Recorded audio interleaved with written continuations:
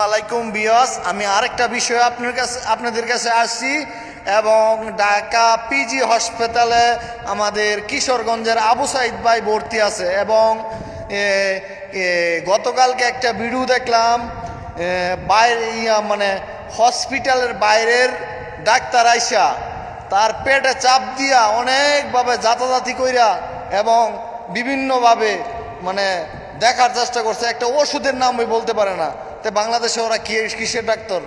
এবং প্রত্যেকটা প্রতিষ্ঠানকে আমি জানাই, এবং সরকারি প্রতিষ্ঠান এবং বেসরকারি প্রতিষ্ঠান, অদক্ষ ডাক্তার আপনারা কোনো জায়গায় কোনো রুগীর পাশে যাওয়ার সুযোগ দিবেন না। এবং সকল ভাইকে বলছি এবং আইনজীবী এবং বড় বড় এমবিবিএস ডাক্তারকে বলছি, কোনো অদক্ষ ডাক্তার